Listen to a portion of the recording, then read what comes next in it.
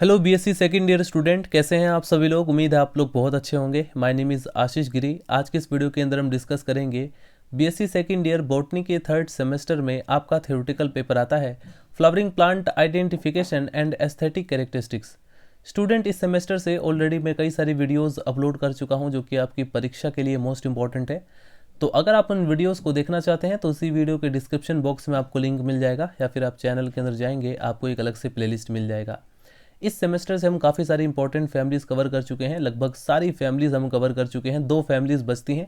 एक फैमिली है family ericaceae, इसके बाद हम डिस्कस करेंगे फैमिली पोएसी के बारे में। यदि लॉन्ग क्वेश्चन में आपसे पूछा जाए फैमिली एरिकेसी के बारे में तो आपको कितने पॉइंट मेंशन करने होंगे, कौन कौन से डायग्राम इंपॉर्टेंट है रिटर्न कॉपी में एग्जाम पेपर में मेंशन करने के लिए, और इसके अलावा शॉर्ट क्वेश्चन में इसका इकोनॉमिक इंपॉर्टेंस भी पूछा जाता है तो उसको भी हम कवर करेंगे। यदि आप बीएससी के कॉन्सेप्ट को हिंदी में समझना चाहते हैं तो आप इस चैनल से जुड़ सकते हैं। हेडिंग डाल लीजिए सिस्टमेटिक पोजीशन या क्लासिफिकेशन। फैमिली एरिकेसी को डिवीज़न एंजियोस्पर्मी के अंदर रखा गया है क्योंकि इनके जो मेंबर्स होते हैं वो अपनी लाइफ साइकिल के ड्यूरिंग फ्लावर को प्रोड्यूस करते हैं। आफ्टर फर्टिलाइजेशन इनका जो ओव्यूल होता है वो शीड में डेवलप हो जाता है।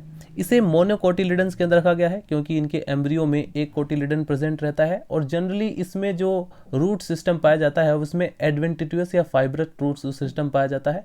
फ्लावर जो होते हैं वो जनरली ट्राइमायरस होते हैं। अगर आप इनके लीफ के अंदर वेनेशन चेक करेंगे तो उसमें पैरेलल वेनेशन आपको जनरली देखने को मिलता है। तो काफ़ी सारे ऐसे फीचर्स हैं जिससे आप लोग पता कर सकते हैं कि कोई प्लांट डाइकोट है या मोनोकोट है। इसके बाद इसे सीरीज कैलिसिनी के अंदर रखा गया है, और फैमिली है एरिकेसी या जिसे हम पॉमी के नाम से भी जानते हैं।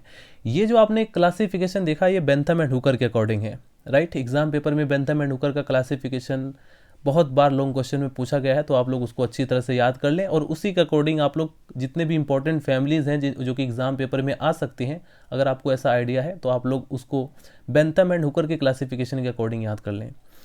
चलिए डिस्कस करते हैं डिस्ट्रीब्यूशन के बारे में। इस फैमिली के जो मेंबर हैं उनका वितरण कहाँ कहाँ पर है, कितने स्पीसीज हैं, कितने जिनेरा है, और स्पेशली किस रीजन में पाए जाते हैं, किस रीजन में ग्रो करते हैं। इस फैमिली के अंतर्गत लगभग 200 जिनेरा और 4000 स्पीसीज सम्मिलित हैं, और इसके जो प्लांट होते हैं वो ट्रॉपिकल रीजन में पाए जाते हैं।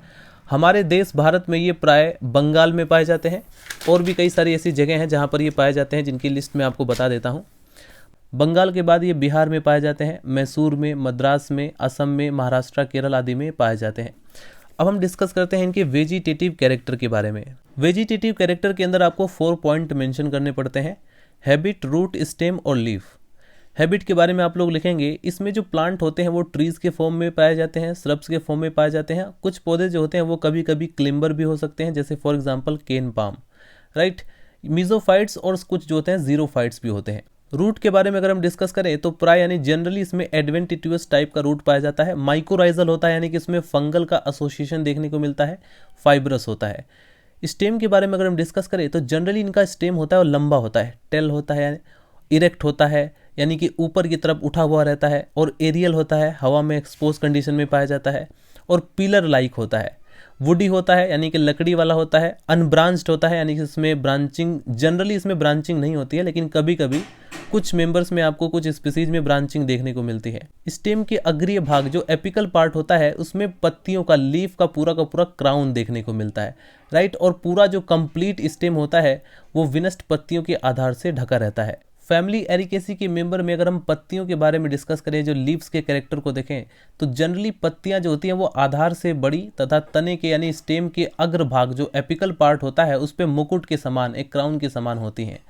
पत्तियां जो होती हैं वो पोमेटली डिवाइड होती हैं, पिनेटली डिवाइड होती हैं। इन्हें क्रमशः फैन पाम कहा जाता है। प्रत्येक पत्ती यानी प्रत्येक लीफ में एक बड़ा मजबूत पिटियोल होता है और इसका आधार चौड़ा व सित होता है। पत्तियां काफ़ी लार्ज होती हैं, और इसमें अगर हम वेनेशन की बात करें तो पैरेलल वेनेशन देखने को मिलता है।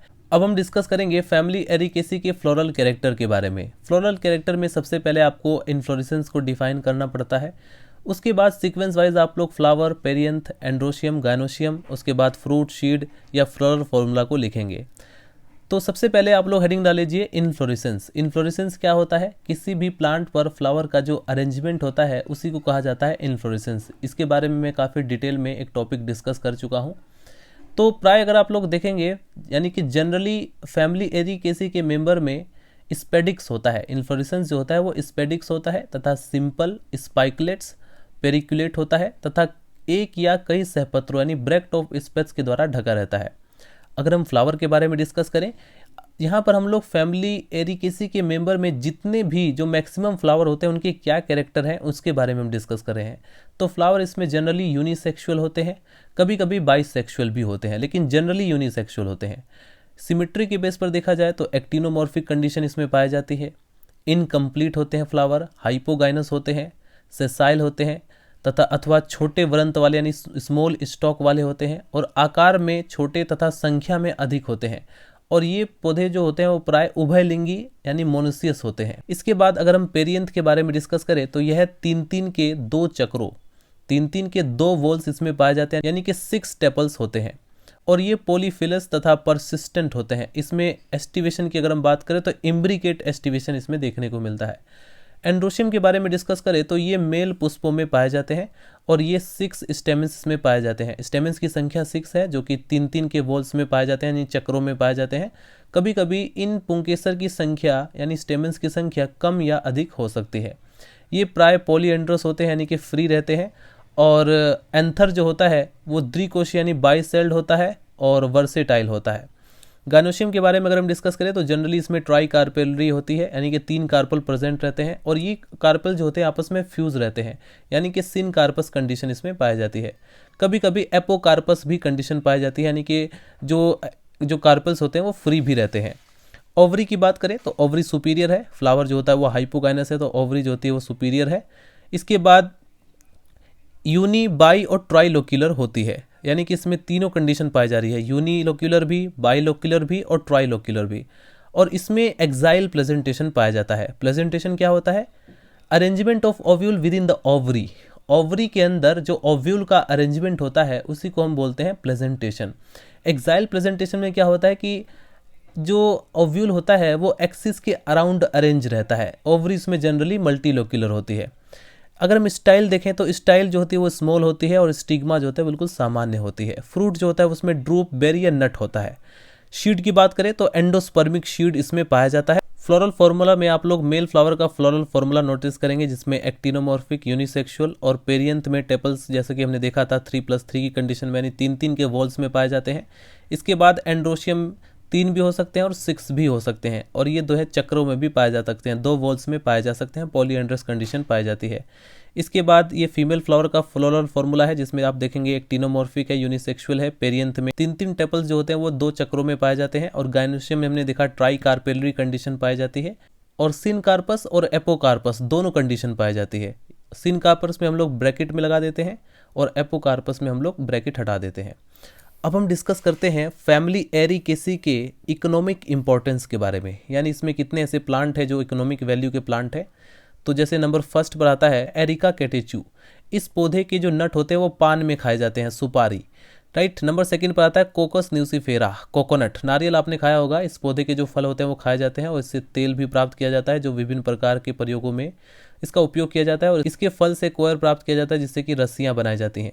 नंबर 3 पर आता है कैरियोटा यूरिन्स, ताड़ी। इस पौधे के फलों का जो रस होता है वो तपेदिक के रोगियों में उपयोगी होता है, और इसके तने के पत्त से साबूदाना भी प्राप्त किया जाता है। नंबर 4 पर आता है कैलमस रोटांग, बेंत। इस पौधे के तने से तथा शाखाओं से टोकरियां, फर्नीचर व बेंत बनाई जाती है, और इसकी पुरानी जो जड़ होती है वो फीवर में उपयोगी होती है। इसके बाद कुछ और भी इकोनॉमिक वैल्यू के प्लांट हैं जिनके नेम आपको याद कर लेने चाहिए। नंबर 5 पर जो इकोनॉमिक वैल्यू का प्लांट आता है वो है खजूर, वाइल्ड डेट, फोइनिक्स डेक्टाइलीफेरा। इस पौधे के जो फल होते हैं वो खाने योग्य होते हैं। इसके बाद नंबर 6 पर आता है रॉयल पाम और रिडोक्सा रेजिया। यह एक ऑर्नामेंटल प्लांट होता है, यानी बगीचों में इसको सुंदरता के लिए सजावटी पौधे के रूप में से लगाया जाता है, राइट।